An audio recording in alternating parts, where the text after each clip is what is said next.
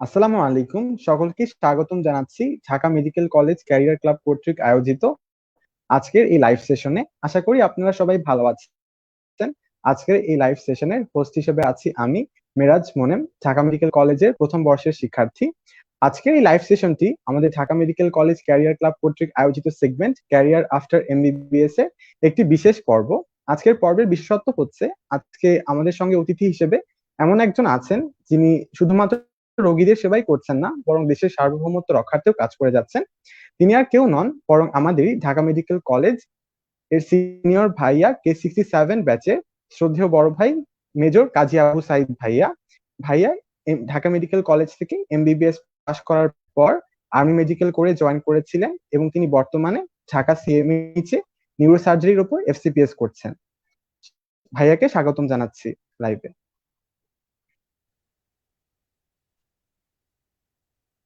আসসালামু আসসালামু আলাইকুম আলাইকুম। ভাইয়া, কেমন আছেন? ওয়ালাইকুম সালাম আসসালাম ভাইয়া। মিরাজ, আলহামদুলিল্লাহ। জি আলহামদুলিল্লাহ ভাইয়া, ভালো আছি। তুমি করোনার কেমন সময় আছো? কেমন যাচ্ছে ভাইয়া? জি ভাই, করোনার আলহামদুলিল্লাহ। সময় ফ্রন্টলাইনার হিসেবে সবার যেমন যাচ্ছে, কষ্টের আচ্ছা মধ্যে। ভাইয়া, ঠিক আছে। জি ভাইয়া।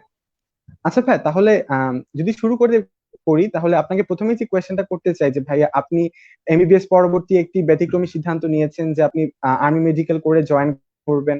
তো যে ভাইয়া, আপনি যে সিদ্ধান্তটি নিয়েছেন সেটা আপনার কখন সিদ্ধান্ত নিয়েছিলেন ভাইয়া? মানে আপনি কি এমবিবিএস পড়ার সময় এরকম সিদ্ধান্ত ছিল, নাকি ভাইয়া এমবিবিএস পড়ার পরবর্তী সময় নেওয়া সিদ্ধান্ত? এবং ভাইয়া, সিদ্ধান্তটি নেওয়ার পিছনে আপনার কোনো কারণ ছিল বা কোনো মোটিভেশন ছিল না কিনা, সেটা যদি আপনাদের সঙ্গে শেয়ার করেন আর কি। আচ্ছা, আমি যখন ফিফথ ইয়ারে ছিলাম তখন আসলে আহ, একটা চিন্তা মাথায় ঢুকে গেছিল যে আর্মিতে যাওয়া আসা যায় কিনা। তো তখন থেকে আমি যোগাযোগ করেছিলাম বেশ কয়েকজন ভাইয়ের সাথে। যেমন ধরো আমাদের 64 ব্যাচের মেজর সুমন স্যার, উনি এখন ইএনটিতে আছেন। তো ভাইয়ার সাথে কথা বলতাম তখন যে কি করা যায় আফটার এমবিবিএস, ভাইয়া আর্মিতে আসা যায় কিনা। আহ, এছাড়া তখন ভালো লাগতো আর কি। তো এরপরে যখন ইন্টার্নশিপ চলতেছিল শেষের দিকে, তখন হঠাৎ করে সার্কুলার হয় আর্মির। তো অনেক সিনিয়র ভাইয়া, বেশ কয়েকজন সিনিয়র ভাইয়া বললেন যে পরীক্ষা দিয়ে দেখতে পারো, যাও কি না যাও এটা পরের ব্যাপার। আহ, পরে তুমি আহ, পরীক্ষা দিয়ে দেখতে পারো। এরপরে হচ্ছে আহ, আমরা ইন্টার্নশিপ 4 মাস যখন, তখন হচ্ছে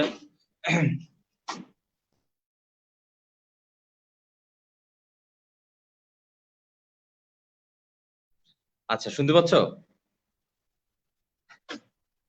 জি ভাইয়া, শোনা যাচ্ছে। 4 মাস বাকি থাকতেই পরীক্ষাটা হলো। পরীক্ষা আমি দিলাম আর কি। তখন কয়েকজন ভাইয়া, আমি আসলে কনফিউজ ছিলাম যাবো কি যাবো না। তো এরপরে বেশ কয়েকজন ভাইয়া, বড় ভাইয়া, সিনিয়র ভাই, ভাইয়া বললো যে যাও তুমি, দাও পরীক্ষা, হবে কি হবে না এটা তো পরের ব্যাপার। তো আসলে ইন্সপায়ার অনেকেই করেছিল তখন। আহ এছাড়া আমার একজন চাচা আছেন, এখনো আছেন। উনি উনি কর্নেল, উনি অ্যানেস্থেসিয়াতে আছেন। স্যার সলিমুল্লাহ মেডিকেল থেকে পাশ করে উনি আর্মিতে জয়েন করেছিলেন। চাচাও আমাকে ইন্সপায়ার করেছিল, এইভাবেই আসা আর কি। আচ্ছা ভাইয়া, ধন্যবাদ আপনার এক্সপিরিয়েন্স শেয়ার করার জন্য। তো ভাইয়া, এরপরে যে আপনাকে যে কোয়েশ্চেনটা করতে চাই যে ভাইয়া, এমবিবিএস পাশ করে এই আর্মি মেডিকেল করে জয়েন করার পুরো প্রসিজিওরটা কেমন হয় ভাইয়া? মানে কখন সার্কুলার হয়, বা বছরে কয়বার সার্কুলার হবে, এবং সার্কুলার অনুযায়ী আসলে কারা অ্যাপ্লাই করতে পারে? মানে ফিজিক্যাল বা এডুকেশনাল রিকোয়ারমেন্টস গুলা কি থাকে, এবং কোনো বয়সের লিমিট আছে কিনা ভাইয়া, যদি আমাদের একটু বল। হুম হুম, রাইট। ইউজুয়ালি বছরে 2বার সার্কুলার হয়, জানুয়ারি আর জুলাই সেশন। এছাড়াও আর্মির যদি রিকোয়ারমেন্ট থাকে সেক্ষেত্রে তারা ডিফারেন্ট টাইমে সার্কুলার দিতে পারে। বাট নর্মালি জানুয়ারি আর জুলাইতে সার্কুলার হয়। এটা ন্যাশনাল যে পত্রিকাগুলো আছে এগুলোতে পাওয়া যায়। আর বয়সের লিমিট আছে অবশ্যই। বয়স হচ্ছে তোমার বিলো 28, 28-এর নিচে হতে হবে। হ্যাঁ। আর ম্যারিড হলে 26-এর উপরে হতে হবে, এরকম। ধরো তুমি ম্যারিড, তোমার বয়স হতে হবে 26+। বাট কোনোভাবেই কেউ 28-এর বেশি হবে না। ঠিক আছে। আর এমবিবিএস কমপ্লিট করতে হবে ইন্টার্নশিপ কমপ্লিট থাকতে হবে, এইটা রিকোয়ারমেন্ট। আর ফিজিক্যাল রিকোয়ারমেন্টের মধ্যে ফিজিক্যালি ফিট থাকতে হবে। কেউ যদি চশমা পরে সেক্ষেত্রে 1.5 আপ টু -1.5 হচ্ছে কনসিডার করে, অনেক সময় 1.75 পর্যন্ত নিয়ে নিতে পারে। হাইটের একটা ব্যাপার আছে, হাইটের লোয়ার লিমিট হচ্ছে 5 ফুট 4 ইঞ্চি, এর কমে হবে না, 5 ফুট 4 বেশি হতে হবে। মেয়েদের ক্ষেত্রে 5 ফুট 2 ইঞ্চি পর্যন্ত নেয়। চেস্টের একটা ব্যাপার আছে, চেস্ট তোমার 32, যখন হচ্ছে এক্সপ্যান্ড করলে 34, 32 কম হলে নিবে না, ঠিক আছে। আর ওয়েটের একটা ব্যাপার আছে, কেউ যদি ওভারওয়েট হয় সেক্ষেত্রে ওভারওয়েটদের নিবে না, ওয়েট হচ্ছে লিমিটের মধ্যে থাকতে হবে। আর বাদ বাকি ফিজিক্যাল ওগুলো তো আরো কিছু আছে, ওগুলো যখন মেডিকেল চেক আপ হয় তখন দেখবে আর কি। আচ্ছা ভাইয়া, ধন্যবাদ সবকিছু বোঝানোর জন্য আমাদেরকে। তো ভাইয়া এরপরে যদি এক্সাম নিয়ে কিছু বলি, যে ভাইয়া এক্সামে কি কি আসে, বা হুম। কোন কোন ভাগ থাকে এক্সামের জন্য, ভাইয়া যদি কিছু বলেন।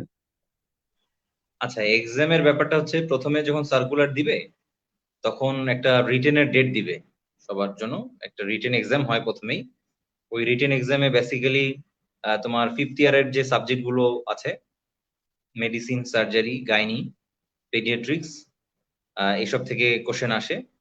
আর মাঝে মাঝে কিছু বেসিক সাবজেক্ট থেকে কোশ্চেন আসতে পারে, যেমন ফিজিওলজি, অ্যানাটমি, বায়োকেমিস্ট্রি, এই দুই একটা থেকে আসতে পারে, বাট ম্যাক্সিমাম ক্লিনিক্যাল কোশ্চেন আসে রিটেনে। এরপরে রিটেন হওয়ার পরে কেউ যদি তোমার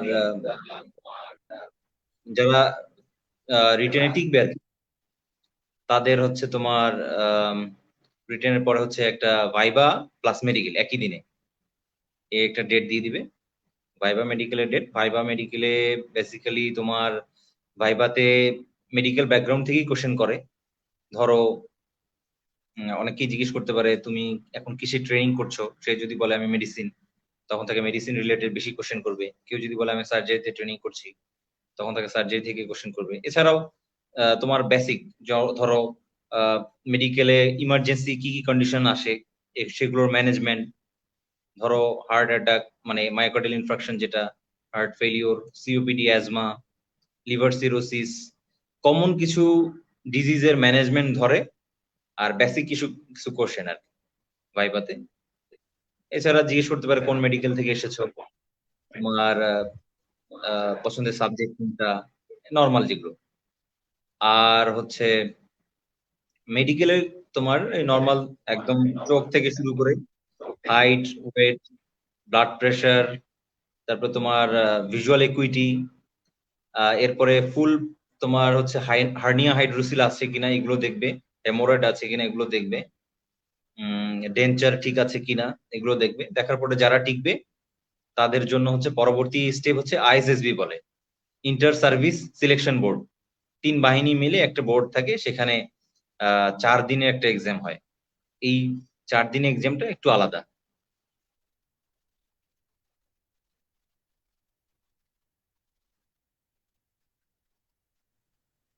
আচ্ছা ভাইয়া, ধন্যবাদ। তো ভাইয়া একজন কমেন্টে প্রশ্ন করেছে যে ভাইয়া, is LASIK accepted in Bangladesh army? ভাইয়া এটা কি হ্যাঁ, লাসিক একসেপ্টেড হয়? ল্যাসিক একসেপ্টেড, তবে ল্যাসিক করার পর 6 মাস সময় হাতে রাখতে হবে। মানে কেউ যদি পরীক্ষা দেয়, দেয়ার গ্রিন কার্ড পেয়ে যায়, সেক্ষেত্রে তার 6 মাস আগে যদি ল্যাসিক করা থাকে সেটা একসেপ্টেড। বাট 6 মাসের মধ্যে যদি ল্যাসিক করা হয় তখন তাকে টেম্পোরারি আনফিট করে রাখে। 6 মাস টাইম পার হলে তখন তাকে আবার গ্রিন কার্ড দিয়ে দিবে। মানে ল্যাসিক একসেপ্টেড, বাট 6 মাসের আগেই করে রাখতে হবে এটা। আচ্ছা ভাইয়া, ধন্যবাদ। আম, ভাইয়া তারপর আরেকজন প্রশ্ন করেছেন যে কোনো প্রফে রেফার থাকলে কি প্রবলেম হবে কিনা। এই ব্যাপারটা আসলে এক এক সময় এক এক রকম হয়। কখনো ধরো কোনো প্রফে রেফার্ড থাকলে বলে যে যদি কোনো প্রফে রেফার্ড থাকে তাহলে সে অ্যাপ্লাই করতে পারবে না, আবার কখনো এই অপশনটা তুলে দেয়। তো এইটা আসলে কোন সার্কুলারের জন্য বলবে এটা বলা মুশকিল।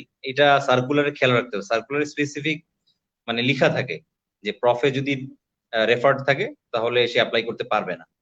ইভেন এটাও হতে পারে একটা প্রফে রেফার্ড তাকে সে অ্যাপ্লাই করতে পারবে, দুইটা প্রফের এফার্ট, সেক্ষেত্রে হয়তো দেখা যাবে অ্যাপ্লাই করতে পারবে না, এরকম একদম স্পেসিফিকলি তোমার সার্কুলারে বলা থাকে।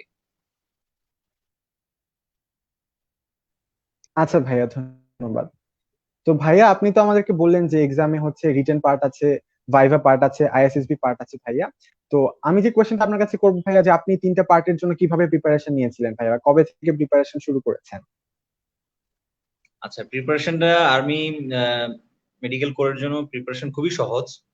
তোমার আমরা যখন 5th ইয়ার ফাইনাল দিই, ফাইনাল প্রফ, সেই ফাইনাল প্রফের প্রিপারেশনটা যদি থেকে থাকে মোটামুটি, সেটা দিয়ে কভার হয়ে যায়। এছাড়া ইন্টার্নি সময়ে ধরো আমরা যে ম্যানেজমেন্ট গুলো করি ব্যাস মানে একদম অন গ্রাউন্ডে, সেই অন গ্রাউন্ড, এখানে ভাইবার সময় তো তোমাকে একদম লাইন বাই লাইন জিজ্ঞেস করবে না, জাস্ট একটা স্পেসিফিক কোশ্চেন করতে পারে, যেমন ধরো হার্ট এমআইএ কি, ম্যানেজমেন্টটা কি।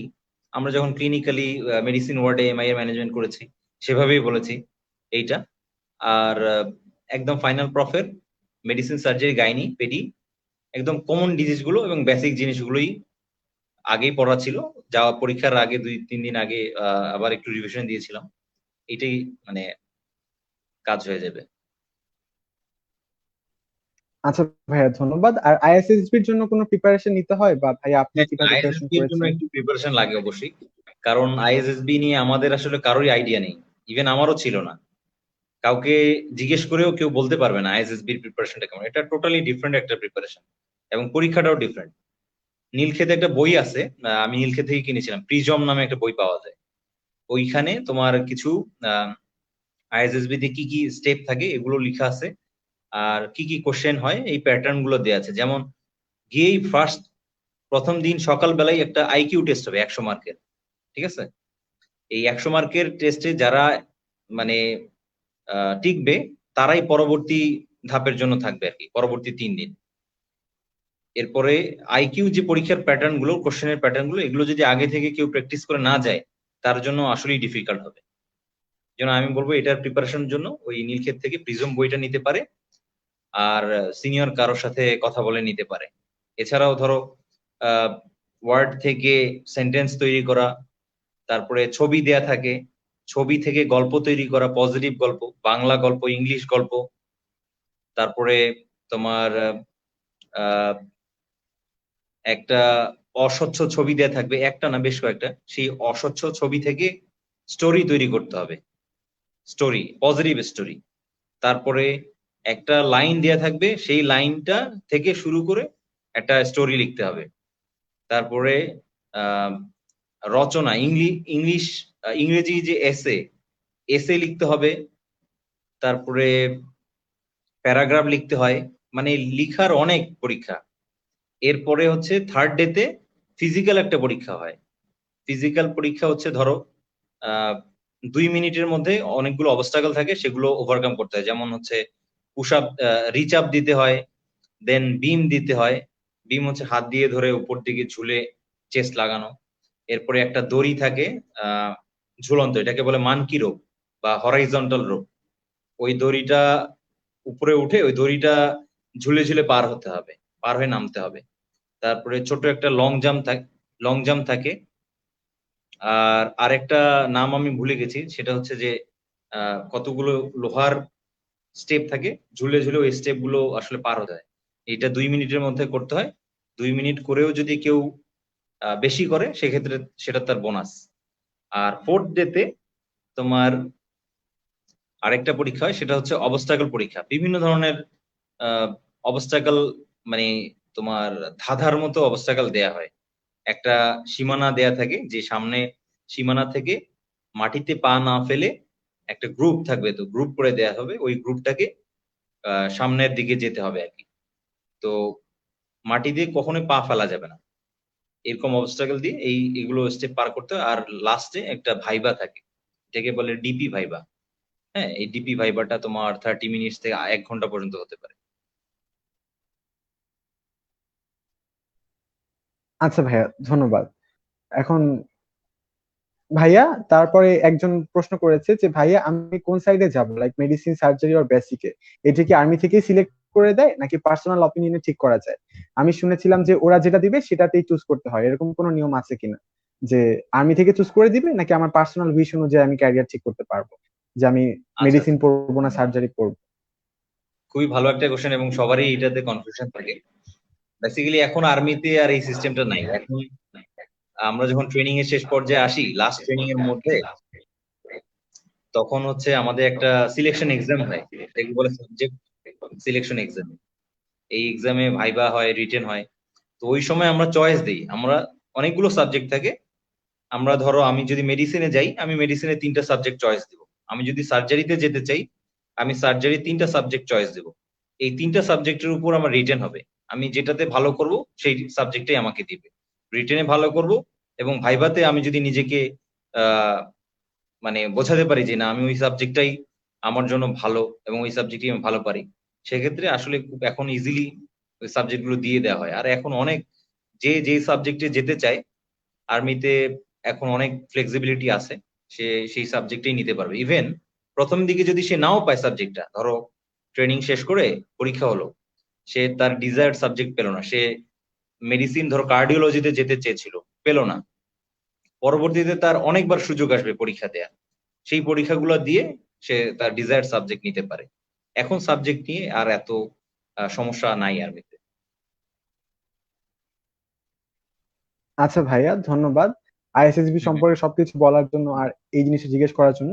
ভাই আরেকজন কোয়েশ্চেন করেছে যে asthma or any respiratory disease থাকলে কি বাংলাদেশ আর্মি একসেপ্ট করবে কিনা? আচ্ছা, অ্যাজমা, রেসপিরেটরি ডিজিজ তো অনেক কিছু আছে।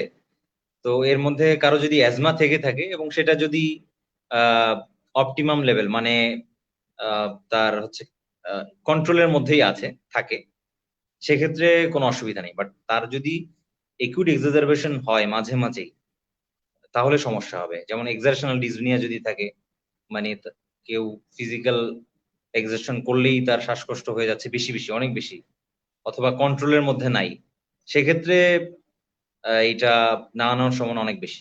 বাট যদি কন্ট্রোলের মধ্যে থাকে তাহলে অসুবিধা হয় না। আচ্ছা ভাইয়া, ধন্যবাদ। তো ভাইয়া আপনি তো আমাদেরকে আইএসএসবি সম্পর্কে সবকিছু গাইড করলেন, তো এখন ভাইয়া কেউ যদি আইএসএসবি ক্লিয়ার করে, তবে তার জন্য ফিউচারে কি ট্রেনিং থাকে বা ট্রেনিং কয় স্টেপে হয়, কোথায় হয় এবং আচ্ছা, কতদিন ধরে হয় ভাইয়া, যদি একটু বলেন। কেউ যদি আইএসএসবি কমপ্লিট করে গ্রিন কার্ড পেয়ে যায়, তার মানে সে সেই দিন থেকেই একটা সুবিধা আছে গ্রিন কার্ড পাওয়ার, যে 1 বছর পরেও সে চাইলে কিন্তু জয়েন করতে পারবে। ধরো গ্রিন কার্ড তুমি পেলা, তুমি চাইলে এবার জয়েন না করে পরের বার জয়েন করতে পারো, এটা একটা ফ্যাক্ট সুবিধা। আর এছাড়া গ্রিন কার্ড পাওয়া মানে আর্মিতে তুমি তোমার মোটামুটি তোমার চাকরি বা আর্মিতে জয়েন সুনিশ্চিত বলা যায়। তো গ্রিন কার্ড যখনই তুমি পাবা, তখন তোমাকে একটা জয়নিং ডেট দিবে। জয়নিং ডেট দিলে সেই ডেটে তুমি আর্মি হেডকোয়ার্টারে যাবা। ওখানে একটা ব্রিফিং সেশন হয়, ছোট সবার জন্য।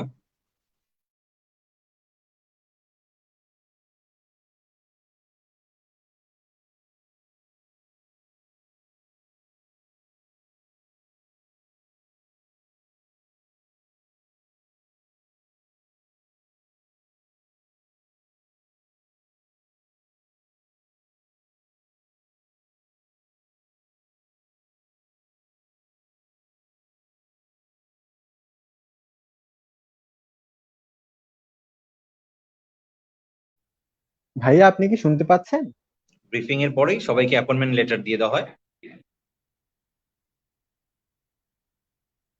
ভাইয়া?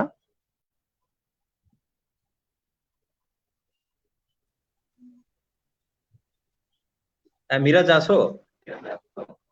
জি ভাইয়া, আপনি মনে হয় মাঝখানে ডিসকানেক্টেড হয়ে গিয়েছিলেন ভাইয়া, হ্যাঁ, গ্রিন কার্ডের একটু। পরবর্তী কথা বলার সময়। হ্যাঁ, ওই যে ওয়াইফাই সমস্যা হচ্ছিল। আচ্ছা শোনো, তুমি যখন গ্রিন কার্ড কেউ যদি যখন পেয়ে যাবে, তখন তাকে একটা ডেট দেওয়া হবে আর্মি হেডকোয়ার্টারে জয়েন করার জন্য। বুঝছো? জি ভাইয়া, হুম। আচ্ছা, আর্মি হেডকোয়ার্টারে জয়েন করলে অ্যাপয়েন্টমেন্ট লেটার দিয়ে দেওয়া হবে বিএমএ তে কবে জয়েন করবে। এখন বিএমএ তে হচ্ছে তোমার সিস্টেমটা হচ্ছে আর্মি মেডিকেল কোরের ট্রেনিং সেশন বা পার্ট হচ্ছে 3টা। প্রথমে বাংলাদেশ মিলিটারি একাডেমি বিএমএ, এখানে 5 মাসের একটা ভিগোরাস মানে ফিজিক্যাল ট্রেনিং হবে আর কি, ঠিক আছে। দেন হচ্ছে 2 মাস basic officer basic course OBC, এটা হবে 2 মাস, এটা হবে ঘাটাইলে। আর একটা হচ্ছে medical officer basic course MOBC, এটা হচ্ছে 1 মাস, এটা হবে ঢাকা এফএমআই তে। টোটাল ট্রেনিং হচ্ছে তোমার 8 মাসের, 8 মাস 3 জায়গায়, এর মধ্যে 5 মাস বিএমএ তে। বিএমএ ট্রেনিংটা ফিজিক্যাল এবং মিলিটারি সাইডের, তোমাকে মিলিটারির যে বেসিক রুলস গুলো এগুলো তোমাকে শেখাবে, কিভাবে একটা অপারেশন করতে হয়, যুদ্ধ করতে হয়, সেগুলো শিখাবে। একজন সোলজার হিসেবে তোমাকে সেখানে ফিট করে দিবে আর কি।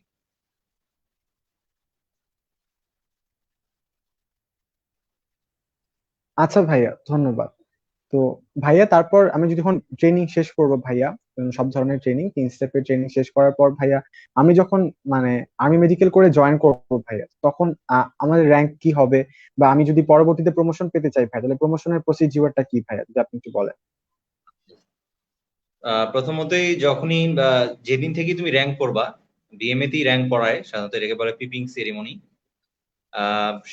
সেদিন থেকেই তুমি ক্যাপ্টেন হিসেবে, বেসিক্যালি আসলে যেদিন তুমি আর্মি হেডকোয়ার্টার বিএমএ তে জয়েন করলা, সেদিন থেকেই তুমি তোমার র্যাঙ্ক হবে ক্যাপ্টেন। মানে আমরা প্রথমে ক্যাপ্টেন র্যাঙ্কেই জয়েন করি, এটা হচ্ছে তোমার 7th গ্রেড। এরপরে তোমার পরবর্তী র্যাঙ্ক হচ্ছে মেজর। মেজর হতে ইউজুয়ালি 3 থেকে 3.5 বছর সময় লাগে এই ক্যাপ্টেন র্যাঙ্ক থেকে। এই 3 থেকে 3.5 বছরের মধ্যে বেশ কিছু স্টেপ আছে যেগুলো কমপ্লিট করতে হয়, যেমন প্রমোশন এক্সাম আছে, এটাকে বলে পিই। প্রমোশন এক্সামে রিটেন পরীক্ষা হবে, ম্যাপ রিডিং নামে একটা পরীক্ষা আছে, ম্যাপ, সেই পরীক্ষায় পাশ করতে হবে। রিটেন যে প্রমোশন এক্সাম, এটার পার্ট 1 আছে, পার্ট 2 আছে। পার্ট 1 তোমার আর্মির কিছু সাবজেক্ট আছে, আইন বিষয়ে একটা সাবজেক্ট এমবিএমএল, এছাড়া মেডিসিনের মেডিকেলের কিছু সাবজেক্ট যেমন সার্জারি, মেডিসিন, এগুলো থেকে কোশ্চেন হবে। আর পার্ট 2 তে এটা হবে ঘাটাইলে, আমাদের যে আর্মি এএমসি সেন্টার আছে সেখানে। এখানে একটা রিটেন পরীক্ষা হয়, আমরা যে বেসিক কোর্সে যেটা শিখি সেই বেসিক কোর্সের উপর কিছু কোশ্চেন থাকে, আর্মির এ ম্যাটার, এ কিউ জি ম্যাটার, মেডিকেল রিলেটেড কিছু কোশ্চেন। আর হচ্ছে একটা ভাইবা হবে 5 to 10 মিনিটসের, আর একটা ম্যাপ রিডিং, এই দুইটা। এছাড়া তোমার ড্রাইভিং লাইসেন্স কমপ্লিট করতে হবে, সেটা হচ্ছে সিভিল না, এটা আর্মির ড্রাইভিং লাইসেন্স। আর হচ্ছে তোমার আমাদের যে 6 মাস পর পর ফিজিক্যাল একটা পরীক্ষা হয়, এটাকে বলে আইপিএফটি। আইপিএফটি হচ্ছে ইন্ডিভিজুয়াল ফিজিক্যাল পারফরমেন্স টেস্ট, এইটাতে পাস থাকতে হবে প্রত্যেকবারই। 6 মাস যে প্রথম 6 মাস এটাতে একবার পাস করতে হবে, সেকেন্ড বাইএনুয়াল ওটাতে পাস করতে হবে, মানে এই 3 বছরে যে কয়বারই হবে সে কয়বারই পাস করতে হবে। আর একটা এক্সাম হচ্ছে পিআরসি, এটা হচ্ছে পার্মানেন্ট রেগুলার কমিশন। আমরা তো যখন জয়েন করি আর্মিতে তখন আমরা শর্ট সার্ভিস, তো আমরা ডিরেক্ট শর্ট সার্ভিস, এই জন্য আমাদের এটা কমিশনটাকে রেগুলার করার জন্য একটা এক্সাম দিতে হয়, এটাকে বলে পিআরসি। এই এক্সামটা মানে পাস করতে হবে। এইগুলো যখন কমপ্লিট হবে দেন আমি eligible for next rank major. আর পরবর্তী র্যাঙ্ক হচ্ছে লেফটেন্যান্ট কর্নেল, এটার জন্য পোস্ট গ্রাজুয়েশন কমপ্লিট করতে হবে, যেটা আরো অনেক সময়ের ব্যাপার। ভাইয়া, একজন কোয়েশ্চেন করেছে যে ডেন্টিওরের ক্ষেত্রে রুট ক্যানেল অর ক্যাপ করা থাকলে প্রবলেম হয় কিনা। আচ্ছা, এক্ষেত্রে যদি একটা দাঁত বা দুইটা দাঁতে প্রবলেম হয়, ক্যাপ করানো আছে, সেক্ষেত্রে অ্যালাউ করবে। বাট যদি সিভিয়ার, ধরো যে অনেকগুলো দাঁতে ক্যাপ লাগানো বা আর্টিফিশিয়াল ডেঞ্চার লাগানো আছে, মানে ফলস টিথ যেটা, এইটা ফলস আর্টিফিশিয়াল ডেঞ্চার লাগালে সেটা অ্যাকসেপ্ট করবে না। ইভেন ডেন্টাল ক্যারিজ বা কেভিটেশন থাকলেও অ্যাকসেপ্ট করবে না। বাট রুট ক্যানেল করে যদি ক্যাপ লাগানো থাকে, মানে হচ্ছে ফিলিং করা, পার্মানেন্ট ফিলিং যেটাকে বলে, সেটা যদি করা থাকে সেটা একটা দুইটা দাঁতে অ্যাকসেপ্ট করতে পারে, যদি ক্যান্ডিডেট ভালো হয়। আদারওয়াইজ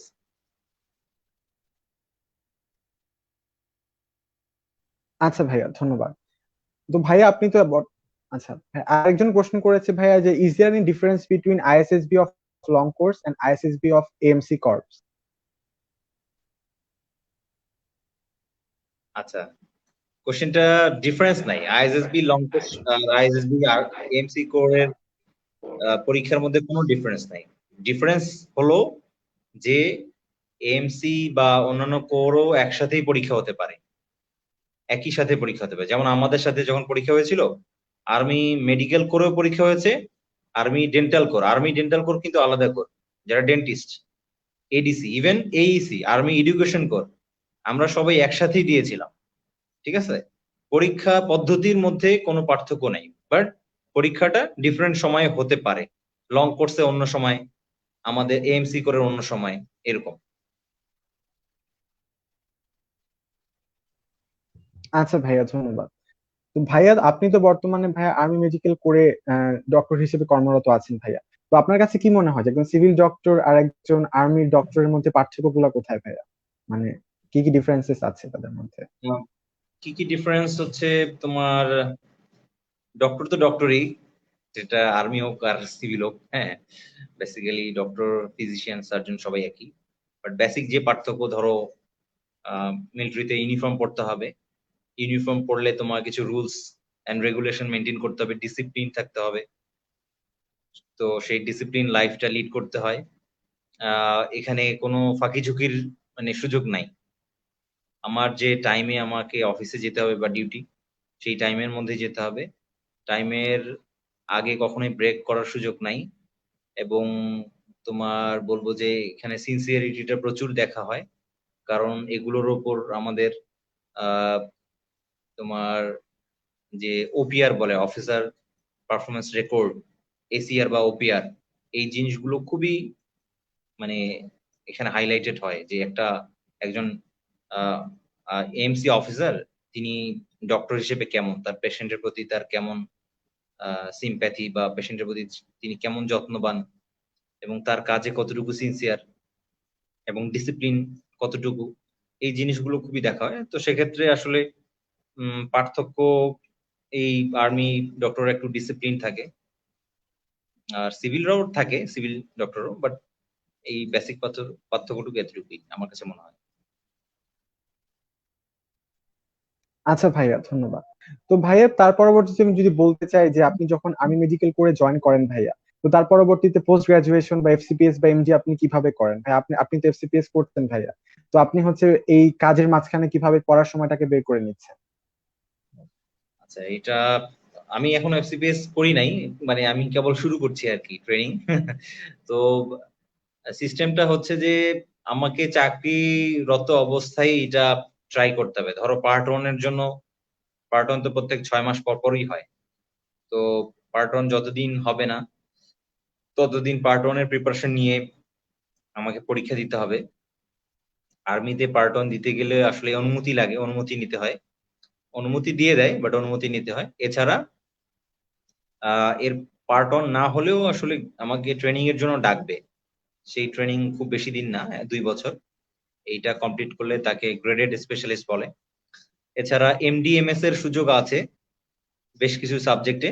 তো এমডিএমএস এর জন্য আলাদা করে পরীক্ষা হয় আর্মিতে। এটা শুধু আর্মি অফিসাররাই দিতে পারে।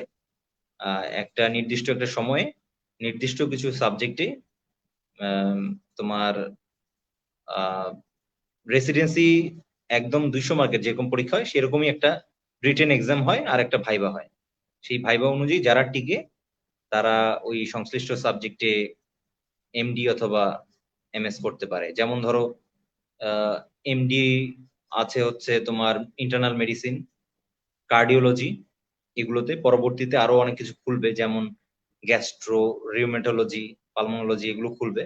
আর সার্জারির মধ্যে এখন চালু হয়েছে orthopaedics, paediatric surgery, neuro surgery, আর হচ্ছে হেপাটো বিলিয়ারি সার্জারি, আর general surgery. Even gynae and অপসেও এমএস আছে, চালু আছে। এটার জন্য আলাদা করে পরীক্ষা দিতে হবে, দিয়ে চান্স পেতে হবে।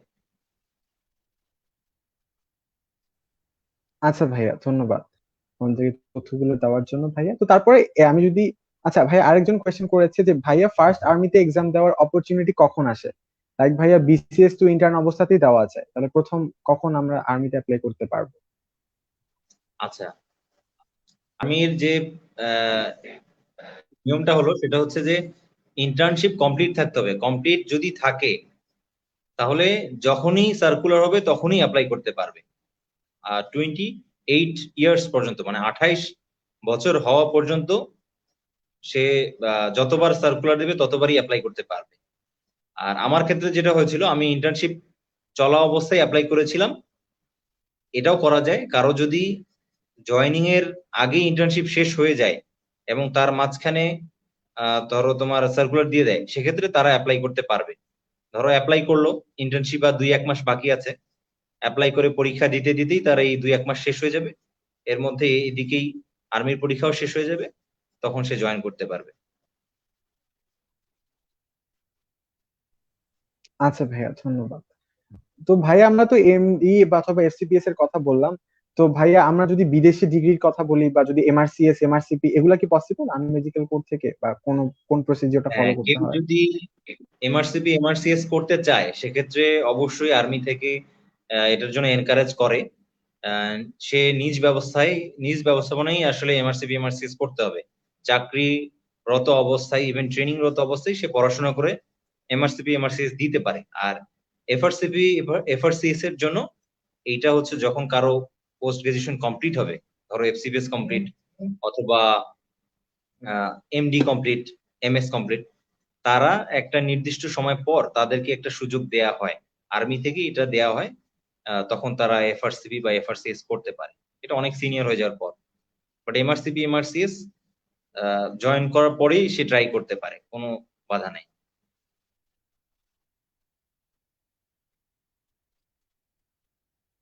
তো ভাইয়া একজন প্রশ্ন করে রেখেছে যে ভাইয়া পিপি থাকে কিনা, পিপিটি আর থাকে। আগে কখনো স্ক্রিন আউট হলে সমস্যা হয় কিনা? হ্যাঁ, পিপিটি থাকে। পিপিটি হচ্ছে ছবি দেখে একটা ঝাপসা ছবি দিয়ে থাকে, সেই ছবি থেকে একটা গল্প বানানো আর কি, পজিটিভ গল্প। এইটা থাকে, এইটা আসলে আইকিউ হয় প্রথমে, আইকিউ পরীক্ষা হয়ে স্ক্রিন আউট হয়ে যায় কিছু, এরপরে পিপিটি পরীক্ষা হয়। সেখানে যারা টিকে তারাই পরবর্তী 4 দিন থাকবে, বাদ বাকি সবাই বাদ। তো পিপিটি অবশ্যই আছে।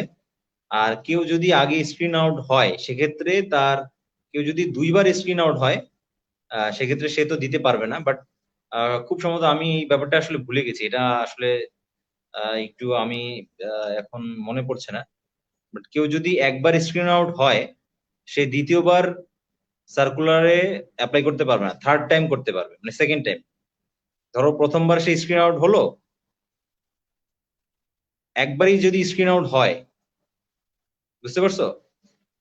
ধরো আইকিউ তে স্ক্রিন আউট হলো, সে পরবর্তী অ্যাপ্লাই করতে পারবে।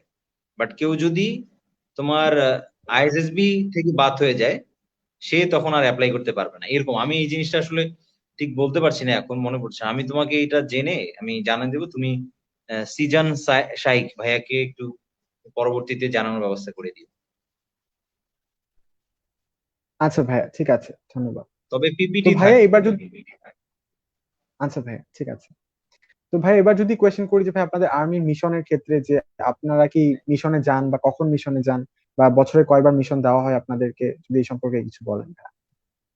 আচ্ছা, মিশনের ব্যাপারটা হচ্ছে বছরে কয়বার না, এটা চাকরি জীবনেই কেউ 2বার পেয়ে থাকে আর্মিতে, অথবা 3বার, কারো যদি ভাগ্য ভালো থাকে।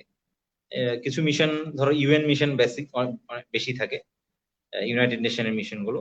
আর একটা মিশন হচ্ছে কুয়েত মিশন, এই মিশনটা 4 বছরের। আর ইউএন মিশন গুলো হচ্ছে 1 বছর। এই মিশন গুলো বেসিক্যালি তোমার চাকরি হওয়ার 2 বছর থেকে বা 3 বছর পর থেকে সিনিয়রিটি অনুযায়ী নাম আসে। ধরো আমার কোর্সে সবচেয়ে যে সিনিয়র, তার নাম আগে আসবে, এরপরে পরের জন, তারপরে ধরো আমি থাকলে আমি, এইভাবে সিনিয়র অনুযায়ী, সিনিয়রিটি অনুযায়ী নাম আসতে আসতে আমার নাম যখন আসবে তখন আমি যাব। বাট এর মধ্যে যদি আমি কোর্সে থাকি তাহলে কোর্স শেষ করার পর আমার নাম আসবে।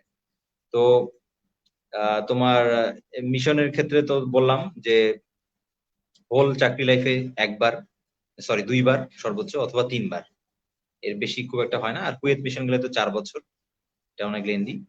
আর মিশনে গিয়েও বেসিক্যালি বিভিন্ন দায়িত্ব থাকে তোমার। তুমি যদি জিজ্ঞেস করো যে কি করতে হয় ওখানেও, আহ, ধরো আমি যদি মেডিকেল অফিসার হিসেবে যাই, এখন যদি যাই, আমার ধরো গ্রেডিং করা বা ট্রেনিং করা নাই, তো তো সেক্ষেত্রে আমি মেডিকেল অফিসার হিসেবে যাব অথবা হেলথ অফিসার হিসেবে যাব। আর যদি গ্রেডিং করা থাকে বা ডিগ্রি করা থাকে, ধরো এফসিপিএস কমপ্লিট আমার, সেক্ষেত্রে আমি স্পেশালিস্ট হিসেবে যাব, এরকম আর কি।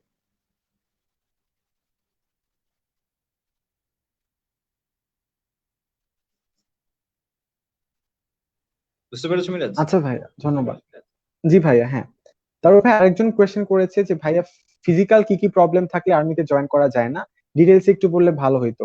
নেইল প্রবলেম থাকলে কোনো প্রবলেম হবে কিনা?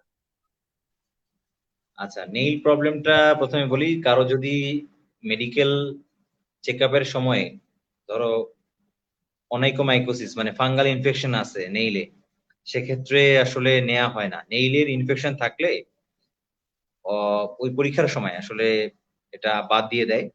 আর ফিজিক্যালের মধ্যে ধরো চোখ থেকে যদি শুরু করো, কারো যদি ভিজুয়াল প্রবলেম মায়োপিয়া যদি বেশি থাকে, ধরো -2 থেকে বেশি, সেক্ষেত্রে তাকে বাদ দিবে। দাঁতের প্রবলেম থাকলে, ধরো আর্টিফিশিয়াল ডেন্চার লাগানো বা অনেক বেশি ডেন্টাল ক্যারিজ, তাকে বাদ দিবে। কানে ফুটা থাকলে সেটা বাদ দিবে। নাকে যদি ডিএনএস অনেক বেশি থাকে, তাকেও বাদ দিবে। থাইরয়েডের যদি গ্রস সোয়েলিং থাকে, থাইরয়েড ধরো বোঝাই যাচ্ছে, সেক্ষেত্রে সেও বাদ। এরপরে তুমি নিচের দিকে আসো, ধরো কারো যদি নক নি থাকে মানে হাঁটু লেগে যায়, তাকে বাদ দিবে। এরপরে তোমার কারো যদি ভেরিকোস ভেইন থাকে, মানে ভেইন বড় হয়ে যায় পায়ের দিকে, সেও বাদ হয়ে যাবে। আর হার্নিয়া হাইড্রোসিল থাকলে সেক্ষেত্রে তাকেও বাদ দিবে।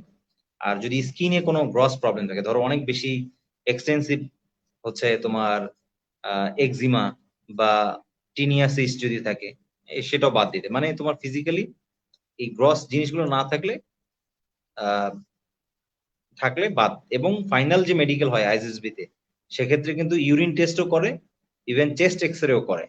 চেস্ট এক্সরেতেও যদি কারো প্রবলেম হয়, সেক্ষেত্রে তাকে কিন্তু বাদ দেয়। আর ইউরিনে যদি কোনো অ্যাবনর্মালিটি পায়, তাকেও বাদ দিবে। ধরো ইউরিনে টেস্ট করলো, কারো পাস সেল বা বেশি পেলো বা আরবিসি পেলো, হ্যাঁ, কাস্ট পেলো, সেক্ষেত্রে তাকেও বাদ দিতে পারে। মানে বেসিক্যালি তারা একজন ফিট মানুষ চায়, মোটামুটি ফিট।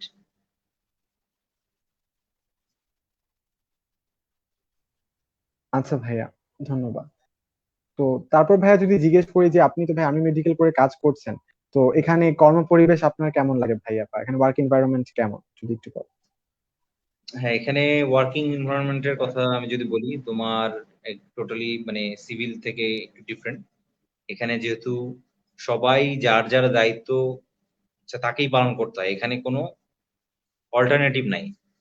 তো আমি এজ এ ডক্টর, আমার ডক্টরের যে পার্টটুকু আমাকে সেটা করতে হবে। যে মেডিকেল অ্যাসিস্ট্যান্ট, তাকে মেডিকেল অ্যাসিস্ট্যান্টের কাজটুকু করতে হবে। যে নার্স, তাকে নার্সের কাজটা করতে হবে। মানে সবাই যার যার দায়িত্ব সেটা সিনসিয়ারলি বা অনেস্টলি করে। তো এই জন্য এই কম্বিনেশনটা ঠিক থাকার জন্য এখানে ওয়ার্কিং এনভায়রনমেন্টটা খুব ভালো। এবং এখানে একটা তোমার র্যাঙ্কের ব্যাপার আছে। ধরো তুমি অ্যাজ অ্যান ডক্টর, তুমি ধরো তোমার র্যাঙ্ক যদি ক্যাপ্টেন হয়, সেক্ষেত্রেও তোমার বাইরে যেটা হয় আর কি, ধরো যে ডক্টর একজন, আর একজন হচ্ছে ধরো মেডিকেল অ্যাসিস্ট্যান্ট।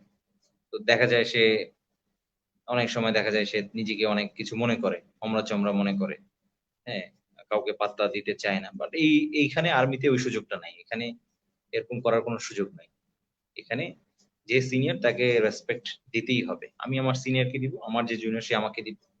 এই কারণে ওয়ার্কিং এনভায়রনমেন্টটা আসলে খুবই ভালো। এখানে কোনো ধরো ভাঙাচোরা, তোমার তোমার অফিস ঠিক আছে, তোমার অফিস এটা ডিপেন্ড করে। ধরো ঢাকা শহরে একরকম, ঢাকা ক্যান্টনমেন্টে, বা তুমি যদি রংপুর সিএমএইচে যাও, সেক্ষেত্রে আরেক রকম হবে। কোনো একটা ফিল্ড অ্যাম্বুলেন্সে গেলে আরেক রকম হবে। বাট তুমি যেখানেই যাও, তোমার যে জিনিসগুলো মানে দরকার তোমার অফিসের জন্য, সেগুলো তুমি পাবা। এমন না যে তুমি একটা ভাঙা চেয়ারে বসে আছো, তারপর তোমার টেবিল ভাঙা, তোমার যেটা প্রয়োজন সেটা নাই, এগুলো তুমি পাবা।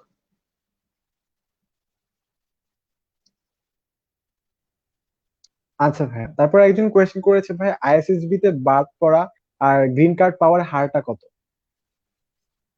এই হারটা আসলে বলা খুবই মুশকিল, কারণ আইএসএসবি তে কতজন নিবে এইটা ডিপেন্ড করে ওই সময়ে কতজন ডক্টর দরকার।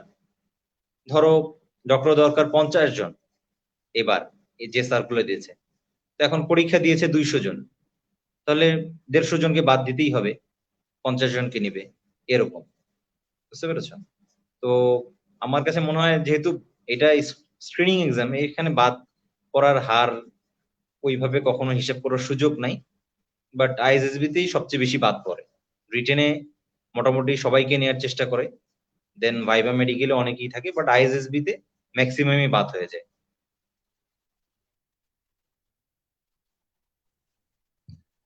আচ্ছা ভাইয়া, তারপর আরেকজন প্রশ্ন করেছে যে ভাই মেডিকেল করে ঢুকলে হাইয়েস্ট কোন র্যাঙ্ক পর্যন্ত যাওয়া পসিবল? মেডিকেল র্যাঙ্কে এখন পর্যন্ত আর্মি মেডিকেল করে মেজর জেনারেল পর্যন্ত আছে বাংলাদেশ আর্মিতে।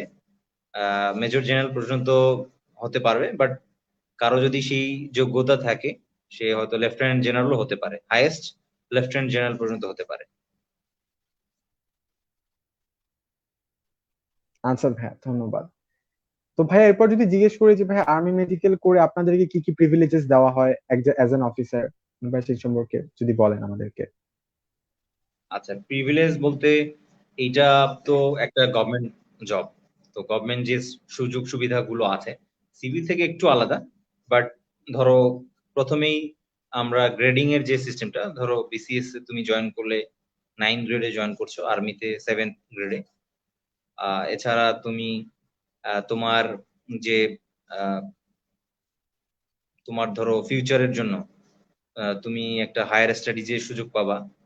দেন তোমার আহ, তোমার ফ্যামিলির জন্য, তোমার ওয়াইফ, তোমার বাবা মা, তোমার ছেলে মেয়ে, তোমার শ্বশুর শাশুড়ি, তাদের জন্য তুমি ট্রিটমেন্ট ফ্যাসিলিটিটা পাবা যে কোনো সিএমএইচ এ।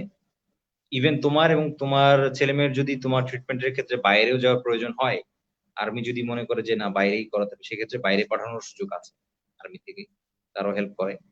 এছাড়া তুমি আর্মি যে আবাসন প্রকল্প আহ, এখন চলছে জলসিঁড়ি, জলসিঁড়ি আবাসন, সেক্ষেত্রে সেখানে একটা অবশ্যই তুমি একটা প্লট বা ফ্ল্যাট পেতে পারো। এখন প্লটই দিচ্ছে, এটা পাবা। যদি এটা অনেক পেতে অনেক সময় লাগে, এমন না যে তুমি চাকরি শুরুতেই পেয়ে যাচ্ছ, দেখা যাচ্ছে চাকরি শেষে, বাট এটা তুমি নিশ্চিত যে পাবা। এছাড়া তুমি মিশন পাবা, 2টা পাও 3টা পাও মিশন পাবা তুমি। দেন হচ্ছে মেজর র্যাঙ্ক যখন হবে তোমার, চাকরি যখন 10 বছর হবে, যত সিনিয়র হবা তুমি একটা কার লোন পাবা, কার গাড়ির জন্য একটা কার লোন পাবা 30 লাখসে। তোমার ছেলে মেয়ের পড়ালেখার জন্য আর্মিতে অনেক স্কুল কলেজ আছে, সেগুলোতে পড়াতে পারবা।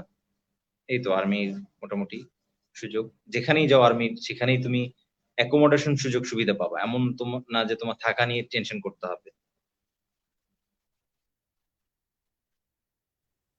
জি ভাইয়া, ধন্যবাদ। তারপর ভাইয়া একজন প্রশ্ন করেছে যে ভাইয়া আর্মিতে নিউরোসার্জারিতে ক্যারিয়ার করতে চাইলে সেক্ষেত্রে প্যাথওয়েটা কি হবে, কাইন্ডলি যদি একটু বলেন। আর আফটার বিকামিং এ নিউরোসার্জন বাইরে প্র্যাকটিসের কিরকম অপরচুনিটি আছে, অথবা অন্য সাবজেক্টেও বাইরে প্র্যাকটিসের ব্যাপারটা কেমন? আচ্ছা, নিউরো সার্জারির ব্যাপারটা আগে কিছুদিন আগেও আর্মিতে একটা, আর্মির সিস্টেমটা ছিল এরকম, তোমাকে নিউরো সার্জারিতে যেতে হলে আগে জেনারেল সার্জারিতে এফসিবিএস করতে হতো। দেন জেনারেল সার্জারিতে এফসিবিএস করার পর তুমি নিউরো সার্জারিতে এফসিবিএস করলে দেন তুমি নিউরো সার্জন। বাট এখন আর্মিতে ডিরেক্টলি নিউরো সার্জারিতে এফসিপিএস করা যায়। ইভেন নিউরো সার্জারিতে এমএস করারও সুযোগ আছে আর্মিতে।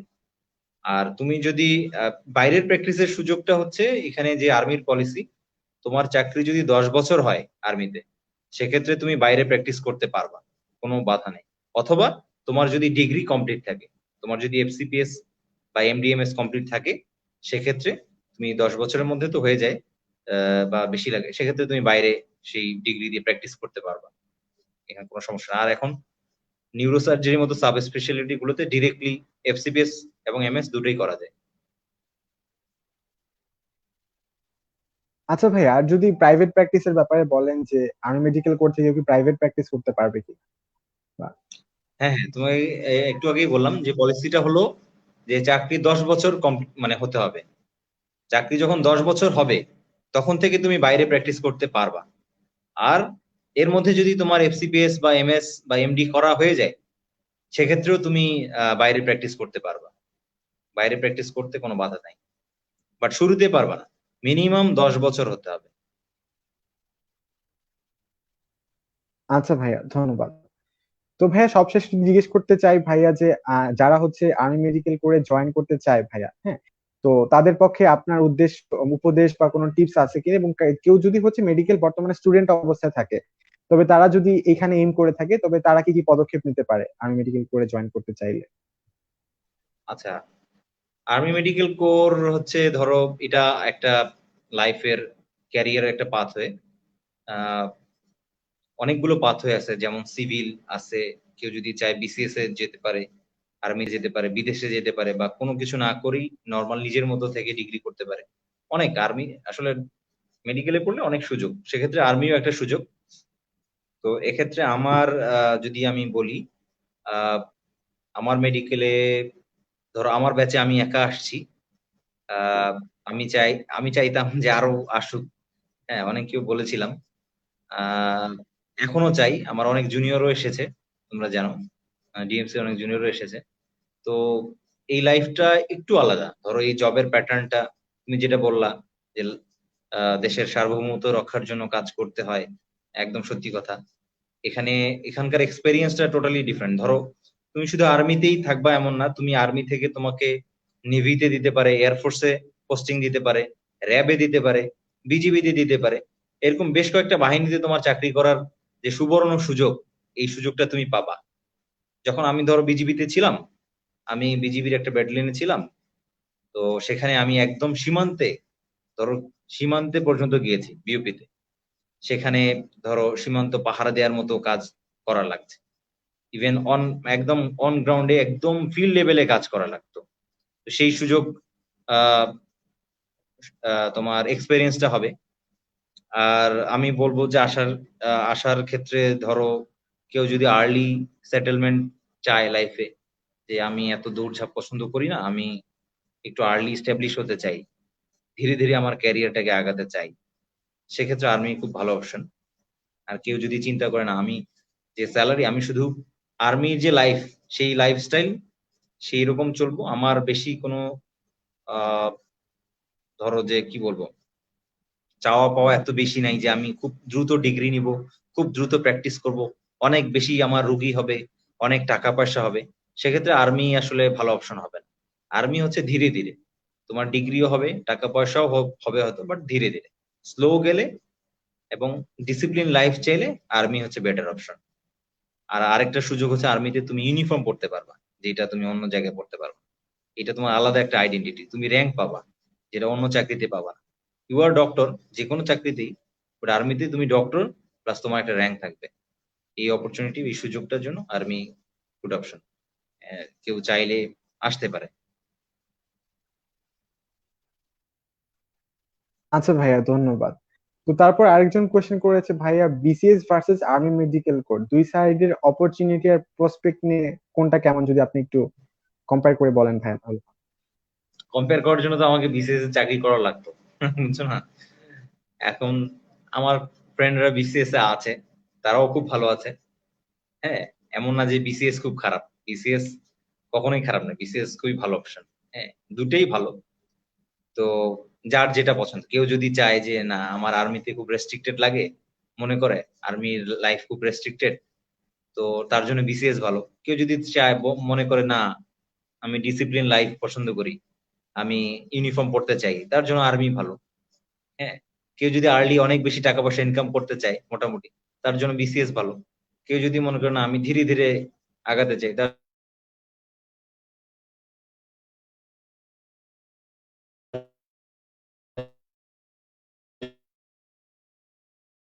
জন্য আর্মি ভালো। এরকম। মিরাজ, লাইন একটু কেটে গেছিল। আমি বলবো যে কোনোটাকে ক্রস করবে না, দুইটা হচ্ছে দুই অপশন। বুঝতে পেরেছো? আর্মিতে গেলেও ভালো, বিসিএস এ গেলেও ভালো, যার যেটা ভালো লাগে। তো ভাইয়া আরেকজন জিজ্ঞেস করেছে যে ভাইয়া, একটা রিক্রুটমেন্ট সেশনে কয়েকজন অফিসারকে সিলেক্টেড করা হয়? এইটা আসলে আহ, এরকম স্পেসিফিকলি বলা সম্ভব না। এটা আর্মির রিকোয়ারমেন্ট অনুযায়ী। ধরো এই সেশনে আর্মির দরকার 50 জন অফিসার, তো তার 50 জনকে সিলেক্ট করবে। যেমন আমাদের কোর্সে আমরা 80 জন ছিলাম, না 86 জন ছিলাম, কিন্তু পরের কোর্টেই আবার 70 জন 60 জন নিয়েছিল, তারপরে একটাতে নিয়েছিল 40 জন। তো এরকম আসলে যখন যেমন দরকার, ইভেন 100 জনও নিতে পারে, 105 জনও নিতে পারে, ইভেন 30 জনও নিতে পারে। এইটা আর্মির রিকোয়ারমেন্টের উপর ভিত্তি করে, এটা কোনো স্পেসিফিক ভাবে বলার সুযোগ নেই। বুঝতে পেরেছো? জি ভাইয়া। তো ভাই আরেকজন কোয়েশ্চেন করেছে, ভাইয়া আপনার প্রস্তুতি সম্পর্কে যদি আরেকবার বলেন ভাইয়া। প্রস্তুতি বলতে কি, আর্মিতে জয়েন করার প্রস্তুতি? হ্যাঁ, জি ভাইয়া, হ্যাঁ। এইটা আমার ক্ষেত্রে ধরো আমি আহ, এমনি দিয়েছিলাম, ধরো কেমন লাগে কেমন হয় পরীক্ষা দেখার জন্য। সেক্ষেত্রে 2-3 দিন পড়েছিলাম রিটেনের আগে, বইটা একটু দেখেছিলাম, মেডিসিন সার্জারি গাইনি, জাস্ট পাতা উল্টিয়েছিলাম। কোশ্চেন তো বললাম খুবই কমন এবং সুপারফিশিয়াল, এটা যে কেউ পারবে। যার একটু ভালো করে পড়া আছে, প্রফ ভালো করে দিয়েছে মোটামুটি, সে জাস্ট বইটা দেখলেই পারবে। আমি 2-3 দিন বইটা একটু উল্টেছিলাম, রিটেন দিয়েছি। ভাইবার জন্য আসলে তেমন কিছুই পড়িনি, যে রেসিডুয়াল নলেজ ছিল সেটা দিয়ে আনসার করেছি।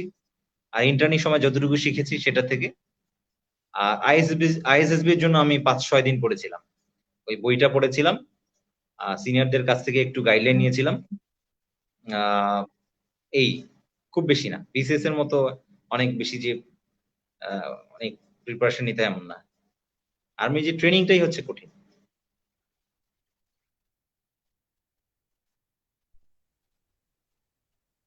আচ্ছা ভাইয়া, ধন্যবাদ। ভাই আরেকজন কোয়েশ্চেন করেছে, ভাইয়া এফসিপিএস এমএস দুইটা ডিগ্রি কি একই সাবজেক্টে করা যায়? হ্যাঁ, এইটা কিছুদিন আগেও এরকম ছিল, হ্যাঁ করার আগে যেত, এখন এখন ডিফিকাল্ট। এখন ধরো আগে যেমন তোমাকে বলেছিলাম যে কেউ যদি সাব স্পেশালিটিতে যেতে চায়, সেটা মেডিসিন হোক আর সার্জারি হোক, তাকে আগে মাদার সাবজেক্টে এফসিবিএস করা লাগতো। ধর কেউ গ্যাস্ট্রোএন্টারোলজিতে যেতে চায়, তাকে ইন্টারনাল মেডিসিনে এফসিবিএস করা লাগতো, দেন গ্যাস্ট্রোতে এফসিবিএস। বাট এখন ডিরেক্টলি তোমার সুযোগ দিচ্ছে, গ্যাস্ট্রোতে এফসিবিএস ও করতে পারবা, এমডিও করতে পারবা, যে কোনো একটা। এখন অপশন হচ্ছে যে কোনো একটা। এখন দুইটার সুযোগ কম, এটা আগে ছিল। বাট চাইলে করতে পারবা, যদি চাইলে না, যদি তোমাকে সেই সুযোগটা দেয়া হয়। সবাই এই সুযোগ পায় না। যার ক্যারিয়ার ব্যাকগ্রাউন্ড ভালো, যার একাডেমিক ব্যাকগ্রাউন্ড ভালো থাকে, যে ধরো আহ পরীক্ষাগুলোতে অনেক ভালো করে, তাদেরকে হয়তো সেই সুযোগটা দেয়া হয়, সবার জন্য না।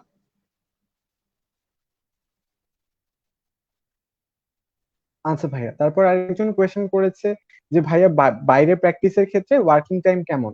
একজন অফিসার কি নির্দিষ্ট ওয়ার্কিং আওয়ারের বাইরে কি ডিউটি থাকতে পারে কিনা, এবং হঠাৎ কল আসতে পারে কিনা ভাইয়া? আচ্ছা, এইটা তোমার ডিপেন্ড করে সে কোন গ্যারিসন বা কোন ক্যান্টনমেন্টে আছে। ধরো কারো যদি আহ, বাইরে প্র্যাকটিস করে, সেক্ষেত্রে নিয়মটা হলো যে এমন জায়গায় প্র্যাকটিস করতে হবে যেন উইদিন 30 to 1 আওয়ারের মধ্যে কল করলে যাতে চলে আসতে পারে, এরকম একটা নিয়ম আছে। বুঝতে পেরেছো?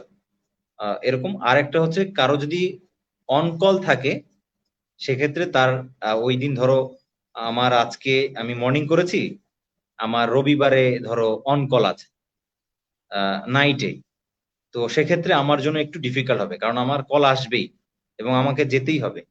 তো অন কল থাকলে ওই দিন আসলে বাইরে চেম্বার করাটা ডিফিকাল্ট হয়ে যায়।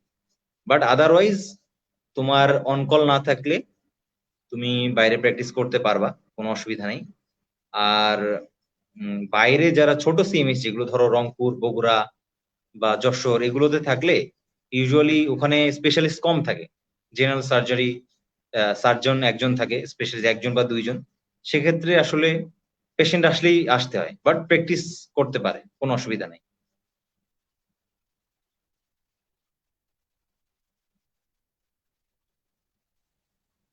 আচ্ছা ভাইয়া, ধন্যবাদ। তো ভাইয়া আরেকজন প্রশ্ন করেছে যে যদি কেউ মেডিকেল স্টুডেন্ট অবস্থায় লেফটেন্যান্ট হিসেবে ঢোকে, তাহলে কি সে তার মেডিকেল লাইফ কন্টিনিউ করতে পারবে কিনা? না না, এরকম সুযোগ নাই। মেডিকেল অবস্থায় লেফটেন্যান্ট হিসেবে ঢুকলে সে তো লং কোর্সে ঢুকে গেল, ঠিক আছে, তাকে আর মেডিকেলে পড়ার সুযোগ আসলে নাই। মেডিকেলে পড়তে চাইলে তোমার সে এফএমসি তে পড়তে পারে, army arm force medical college, সেখানে এএমসি ক্যাডেট হিসেবে পড়তে পারে। যে কোশ্চেনটা করেছে আসলে ওইরকম সুযোগ নাই। আর ভাই কেউ যদি এফসিপিএস পার্ট 1 এ অ্যাডমিটে হয়ে আর্মিতে জয়েন করে তাহলে তোমার সেক্ষেত্রে কি কি কথা বুঝতে অ্যাডভান্টেজ পারছি না থাকবে? ভাইয়া এখন কি মিরাজ, শোনা তোমার কথা যাচ্ছে? বুঝতে পারছি না। ভাইয়া এখন কি শোনা যাচ্ছে?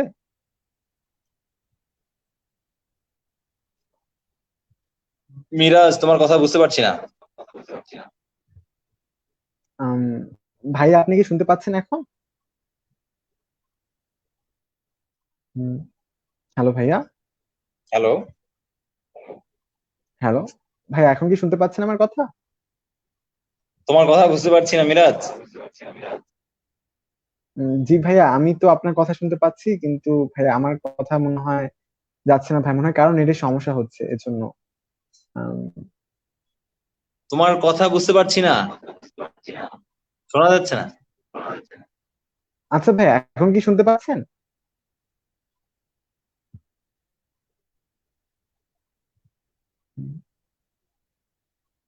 ভাইয়া এখন? মিরাজ, তোমার কথা শোনা যাচ্ছে না।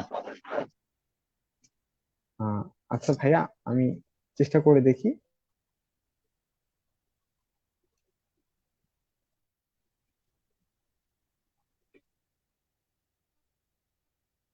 ভাইয়া এখন কি শোনা যাচ্ছে?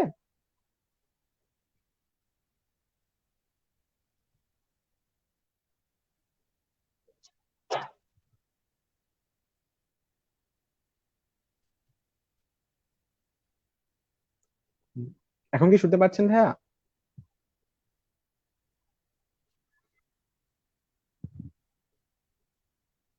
মিরাজ, শুনতে পাচ্ছো? জি ভাই, হ্যাঁ আমি আপনার কথা শুনতে পাচ্ছি ভাই, আপনি কি শুনতে পাচ্ছেন আমার কথা? মিরাজ, এত জি ভাই, ডিস্টার্ব। আমি আপনার কথা জি ভাই, আমি আচ্ছা, আপনার তোমার কথা কথা শুনতে এখন পাচ্ছি, শুনতে আপনি কি পাচ্ছি, বাট স্লো আসতেছে। স্লো, মানে কম। আচ্ছা ভাই, আচ্ছা ভাইয়া ঠিক আছে। ভাই এখন ক্লিয়ার সাউন্ড হয়েছে? কম আসতেছে ভাইয়া। ভাই এখন কি শুনতে পাচ্ছেন এখন?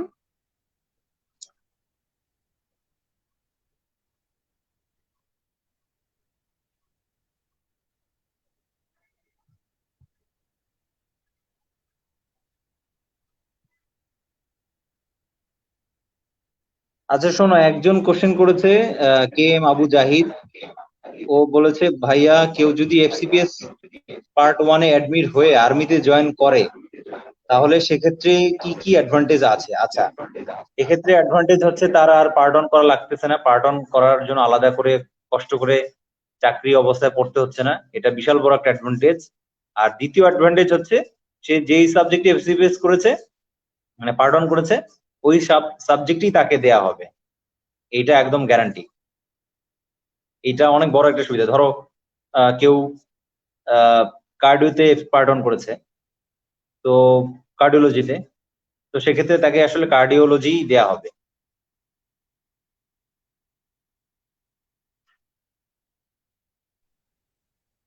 আচ্ছা, ভাইয়া আরেকটা কোশ্চেন, একজন কোয়েশ্চেন শাহরিয়ার করেছে বিন যে হায়াত, বিয়ের ক্ষেত্রে এজের কোনো রেস্ট্রিকশন আছে কিনা?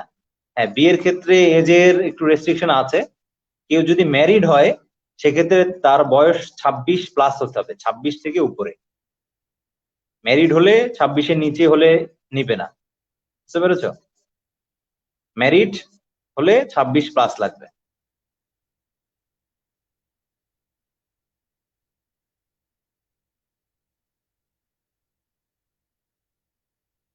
Is there any discrimination in army between direct long course army officer and AMC officer? এরকম কোনো ডিসক্রিমিনেশন নাই আসলে। এটা ডিসক্রিমিনেশন ইন্ডিভিজুয়াল টু ইন্ডিভিজুয়াল হতে পারে। লং কোর্সের এক অফিসারের সাথে এমসি অফিসারের হয়তো পার্সোনাল কোনো প্রবলেম থাকতে পারে, থেকে থাকতে পারে, বাট সুযোগ সুবিধার ক্ষেত্রে এমসি অফিসার এবং লং কোর্স অফিসারের মধ্যে কোনো পার্থক্য নাই। Officer is officer, officer and officer is always officer. আর্মিতে এরকম মানে তোমার কোনো ডিসক্রিমিনেশন নাই। যে সকল সুযোগ সুবিধা অফিসার হিসেবে পাওয়ার কথা লং কোর্স যেমন পায়, এমসি অফিসাররাও তেমনই পায়।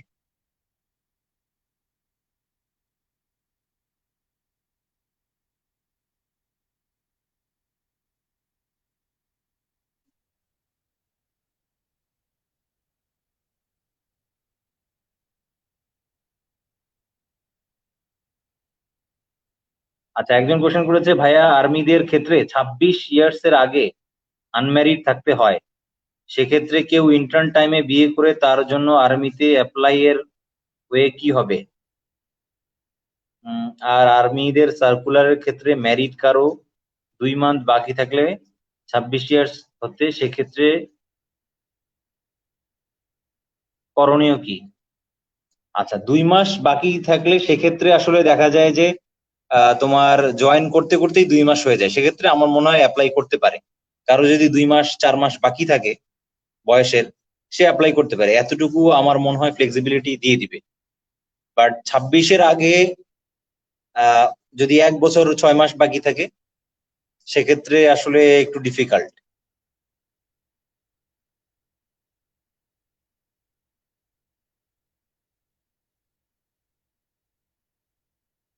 আচ্ছা, আরেকটা কোশ্চেন, হায়ার ডিগ্রি গুলো কি সব সরকারি ভাবেই করানো হয়? হ্যাঁ, হায়ার ডিগ্রি বলতে তোমার এফসিপিএস, এমডিএমএস এগুলো যেখান থেকে হয় সেখান থেকেই। যেমন তোমার এফসিপিএস হচ্ছে বিসিপিএস থেকে করতে হবে, আর্মিতেও বিসিপিএস থেকেই করতে হয়। আর এমডিএমএস করলে বঙ্গবন্ধু থেকে করতে হবে, বিএসএমএমইউ থেকে। তুমি আর্মি হও আর যাই হও, তোমাকে বিএসএমএমইউ থেকেই এমডিএমএস করতে হবে।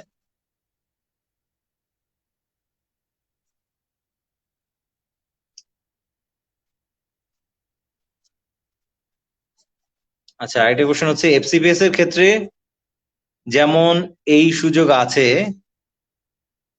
সেটা কি এমডি এর ক্ষেত্রেও প্রযোজ্য?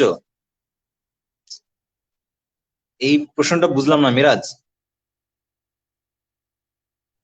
জি ভাই, আপনি কি শুনতে পাচ্ছেন এখন আমাকে? এফসিপিএস এর ক্ষেত্রে যেমন এই সুযোগ, প্রশ্নটা আগের প্রশ্নটা বুঝি নাই, এই প্রশ্নটা বুঝি নাই। আচ্ছা, নাবিল আবরার ও করেছে, আর্মিতে কি এমআরসিএস বা এফআরসিএস করা যায়? এমআরসিএস তুমি নিজে করতে পারবা, এইগুলোর জন্য আসলে অনুমতি নিতে হয়। এফআরসিএস ও করতে পারবা যদি তোমার সেই ক্যাপাবিলিটি থাকে। যেমন ধরো আমাদের অনেক স্যারই আছেন এফআরসিএস করা। তুমি যদি দেখো যে আমাদের ঢাকা মেডিকেলের কেসিটি 33 ব্যাচের major general Harunur Rashid sir, উনি ইউরোলজিস্ট, তোমরা হয়তো চিনবা। উনি 30 বা 33 ব্যাচ স্যার, কিন্তু এফআরসিএস করা। ঠিক আছে, তো অবশ্যই সুযোগ আছে।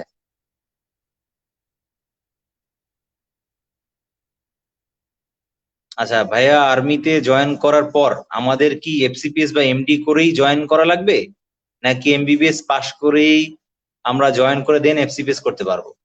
তৌসিফ হাসান, আচ্ছা ভাইয়া, দুইটা অপশনই আছে। আমি তো এমবিবিএস পাশ করেই জয়েন করেছি, এরপরে আমি ডিগ্রি করতে আসছি। তো তুমি এমবিবিএস পাশ করেও জয়েন করতে পারো। আর্মিতে আরো একটা সুযোগ আছে, তোমার যদি এফসিপিএস বা এমডি, তুমি যদি চাও এফসিপিএস বা এমডি কমপ্লিট করে দেন জয়েন করতে পারো। সেইটা আসলে লিমিটেড সুযোগ, সবসময় যে নেওয়া হয় তা না, মাঝে মাঝে নেওয়া হয়, মাঝে মাঝে নেওয়া হয় না। এবং সাবজেক্টের উপর, সব সাবজেক্টই নেওয়া হয় না। যখন নেওয়া হয় তো ধরো 2-3টে সাবজেক্ট থেকে এফসিপিএস বা এমডি করা থাকলে তাদেরকে ডিরেক্টলি মেজর হিসেবে নেওয়া হয়। দুইটা সুযোগই অপশনই আছে। পিজিটি নিয়ে কিছু বলেন ভাই। পিজিটি নিয়ে বললাম, তুমি কেউ যদি এমবিবিএস করে জয়েন করে ক্যাপ্টেন হিসেবে, পিজিটি মানে পোস্ট গ্রাজুয়েশন ট্রেনিং, সে এফসিপিএস এ সে যে সাবজেক্টে সিলেক্টেড থাকবে, সেই সাবজেক্টে তাকে একটি নির্দিষ্ট সময় পর বাই সিনিয়রিটি অনুযায়ী তার নাম আসবে, সে ট্রেনিং শুরু করবে। এর সাথে সাথেই সে পার্ট 1 দিবে। পার্ট 1 কমপ্লিট হলে প্রথম সিস্টেম হলো প্রথমে 2 বছর ট্রেনিং করা, যেটাকে বলা হয় গ্রেডিং। সেই গ্রেডিং করা থাকলে এবং পার্ট 1 করা কমপ্লিট থাকলে পরবর্তী যে 3 বছর, এই পরবর্তী 3 বছরের জন্য ডাকবে। দেন তুমি পরীক্ষা দিয়ে এফসিপিএস করতে পারো। আর মাঝে মাঝেই আর্মি এমএস এবং এমডির জন্য পরীক্ষা নিয়ে থাকে। সেই পরীক্ষায় যদি তুমি চান্স পাও, সেক্ষেত্রে তুমি এমডি বা এমএস করতে পারবা।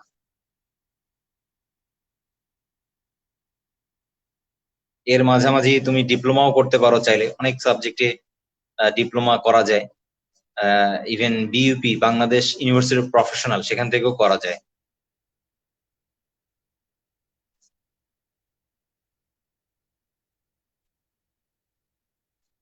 আইএসএসবি এর জন্য কি আলাদা করে কোচিং করার কোনো প্রয়োজন আছে? আচ্ছা, কোচিং করার আসলে ওইরকম কোনো প্রয়োজন নাই। কোচিং এ খুব একটা যে শেখায় এমন না। আমি বলেছি একটা বই আছে, প্রিজম নামে একটা বই পাওয়া যায়। আমি যখন আমার আইএসএসবি শুরু হয় তখন মানে হবে, আমি তখন 65 ব্যাচের ইরাদ ভাইকে বলেছিলাম, ভাইয়া কি পড়বো? ভাইয়া আমাকে ওই বইটা সাজেস্ট করেছেন, প্রিজম। আমি ওই বইটাই পড়েছি এবং বইটা খুবই হেল্পফুল। তোমার কি ধরনের প্যাটার্নের পরীক্ষা হয় সব লেখা আছে। আমার মনে হয় কোচিং করার কোনো প্রয়োজন নাই, বইটা পড়লেই হয়ে যাবে। সালামু আলাইকুম ভাইয়া, মেয়েদের ক্ষেত্রে ফিজিক্যাল ফিটনেস কেমন দেখা হয় আইএসএসবি তে? আচ্ছা, মেয়েদের ক্ষেত্রে একটু ছাড় দেয়া হয় ছেলেদের থেকে। তোমার বাট আয়ের ক্ষেত্রে ধরো সবার জন্যই সেম, মেয়ে ছেলে সবার জন্যই সেম আয়ের ক্ষেত্রে। আর ফিজিক্যাল ফিটনেস এর ক্ষেত্রে ওয়েট, যে ওভার ওয়েট হলে এটা নেওয়া হবে না। আর বাদ বাকি মেয়েদের ক্ষেত্রে একটু ছাড় দেওয়া হয়। বাট একদম যদি গ্রস কোনো প্রবলেম থাকে সেক্ষেত্রে তো ওটা নেওয়া হবে না, নেওয়া হয় না।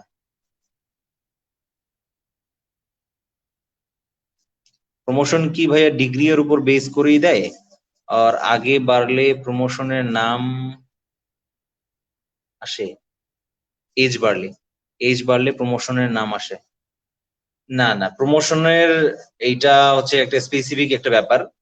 তোমার মেজর, ক্যাপ্টেন থেকে মেজর হওয়ার যে স্টেপ গুলো আমি বলেছি, যে প্রমোশন এক্সাম হয়, ওগুলো দিতে হবে। মিলিটারি ড্রাইভিং লাইসেন্স থাকতে হবে, পিআরসি দিতে হবে। দেন 3 বছর বা 3.5 বছর পর তুমি মেজর হতে পারবা। বাট এরপর শুরু হবে তোমার পরবর্তী যে প্রমোশন গুলো, লেফটেন্যান্ট কর্নেল যেটা প্রথমেই, সেইটা হতে গেলে অবশ্যই একটা ডিগ্রি থাকতে হবে। এফসিপিএস বলো, এমডি বলো বা এমএস বলো, সেক্ষেত্রে এটা থাকতে হবে। আর কারো যদি ডিগ্রি কমপ্লিট না থাকে, সেক্ষেত্রে তার লেফটেন্যান্ট কর্নেল হতে অনেক দিন সময় লাগে। ইভেন সে লেফটেন্যান্ট কর্নেল নাও হতে পারে, তাকে র্যাঙ্ক দেওয়া নাও হতে পারে। নতুন পলিসি অনুযায়ী লেফটেন্যান্ট কর্নেল হতে গেলে ডিগ্রি থাকতে হবে, ঠিক আছে? আর ডিগ্রি একবার হয়ে গেলে পরবর্তীতে তোমার ক্যাপাবিলিটি, তোমার নেক্সট র্যাঙ্কে যাওয়ার যোগ্যতা থাকলে তুমি পরের র্যাঙ্কে হবা, কর্নেল হবা, দেন ব্রিগেডিয়ার জেনারেল হবা, ইভেন মেজর জেনারেল হবা।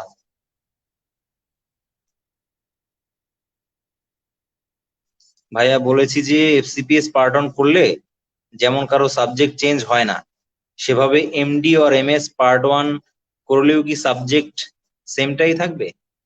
আচ্ছা, এমডিএমএস এর ক্ষেত্রে আসলে এটা বলা মুশকিল। তোমার এমডিএমএস তো পার্ট 1 নাই।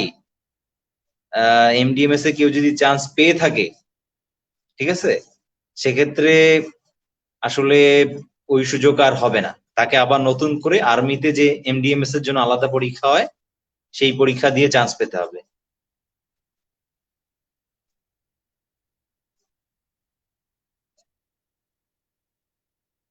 এমডিএমএস করার পর কেউ আর্মিতে জয়েন করতে চায়, সেক্ষেত্রে এজ লিমিট কত? আচ্ছা, সেক্ষেত্রে এমডিএমএস এর এজ লিমিট হচ্ছে 44 অথবা 45 এরকম। মোস্ট প্রবাবলি 45, 45 এর বেশি হলে সে জয়েন করতে পারবে না।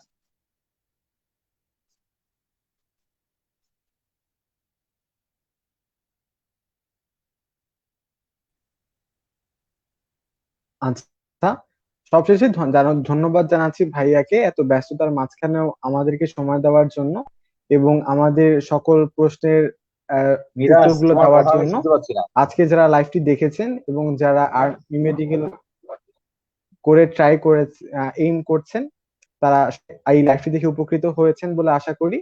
ভাইয়াকে ধন্যবাদ জানিয়ে আমরা আজকে লাইভটি শেষ করছি। আসসালামু আলাইকুম।